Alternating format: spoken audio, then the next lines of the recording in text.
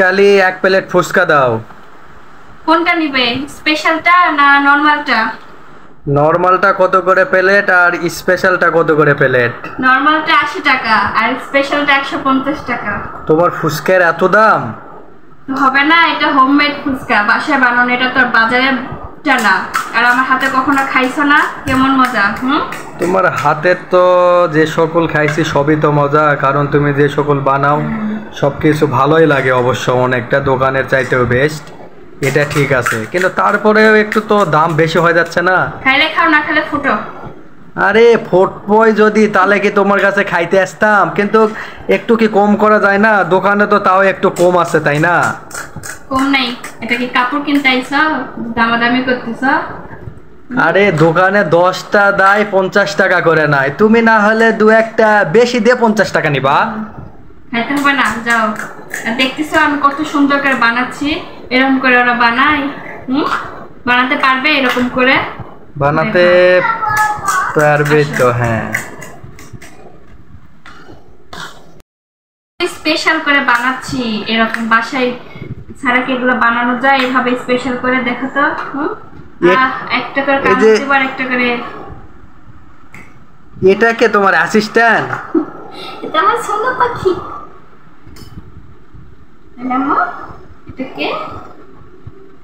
সোনা পাখি, দেখো কত সুন্দর করে সাজাইয়ে দিচ্ছি। এই যে পরে একটু সস দিয়ে দিলাম, আর এই যে একটু ডিম দিয়ে দিলাম। এতগুলো ডিম দিবে দোকানে? আর এখানে একটু টক, আমার টকটা আর না দিতেই মুখে পানি চলে আসছে। তাই না? তোমার অ্যাসিস্ট্যান্ট তো সেই সুন্দর করে বানাতে পারতেছে। স্পেশাল ফুচকা আমাকে খাইলে তোমার দাম মুখে দে কেমন লাগে? স্পেশাল ফুচকার দাম কত বললা? এটা 150 টাকা। 150 টাকা? খাও, না খেলে চলে যাও। 80 টাকার থেকে কি আবার কি 150 টাকা হইলো? এটা কি বলো? দাও দাও, আমার মার থেকে সরে দাম নিলে নিবা, না দিলে যাব।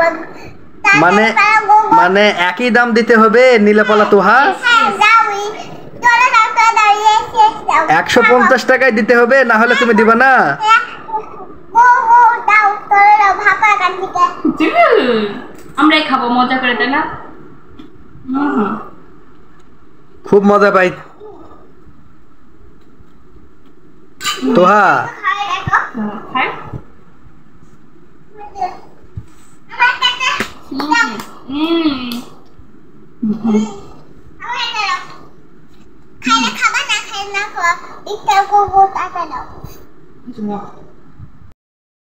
ক্যামেরাম্যানকে একটু দাও তো, খাই বলো কেমন হয়েছে। ক্যামেরাম্যানকে দাও, যাও।